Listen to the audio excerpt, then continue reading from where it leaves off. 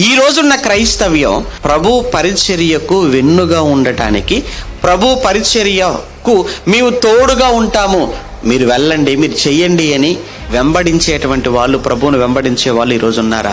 చివరి వరకు ప్రభువును ఎలా వాడుకోవాలనుకుంటున్నారే తప్ప, ప్రభు వలన ఎలా మేలులు పొందుకోవాలని ప్రభువును వెంబడించే వాళ్ళే తప్ప, ప్రభువుకు ఉపయోగపడాలి, ప్రభు పనిలో నేను సహకారిగా ఉండాలి, ప్రభు పని చేసే వాళ్లకు చేయుతనివ్వాలి, ప్రభు పనిలో నేను తోడుగా ఉంటాను అని ఇంత విశాలమైన, ఇంత చక్కటి ఆలోచన భావాలు కలిగి ఈరోజు క్రీస్తును వెంబడించే వాళ్ళు ఈరోజు ఎంతమంది ఉంటారు చెప్పండి? వేళ్ల మీద లెక్కించవచ్చు.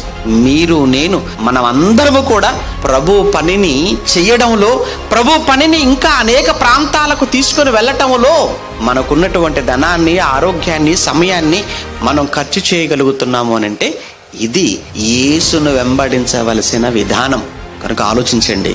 భోజనం కోసం ప్రభువును వెంబడించొద్దు, రోగాల కోసం ప్రభువును వెంబడించేవారుగా మనం ఉండకూడదు, అలానే కేవలం చూసి ఆనందించడం కోసం ప్రభువును మనం వెంబడించకూడదు, తప్పు పట్టాలను కూడా మనం ప్రభువును వెంబడించకూడదు. ప్రభువును, దేవుని మాటలను మనస్ఫూర్తిగా వింటూ ఆలోచిస్తూ వాటిని, దేవుని మాటలు ఎలా సమాజంలోకి తీసుకెళ్లాలా, పోనీ తీసుకెళ్ళలేకపోతే తీసుకెళ్తున్న వాళ్ళు ఎవరా చూసి వారికి వెన్నుగా, దన్నుగా ఉంటూ, వారికి తోడుగా, సహకారులుగా ఉంటూ మనకున్న దానిని ఆ ప్రభు పరిచర్యలో మనం ఖర్చు చేసుకుంటూ మనం వెళ్ళిపోగలిగితే ఇది క్రీస్తును వెంబడించే విధానం.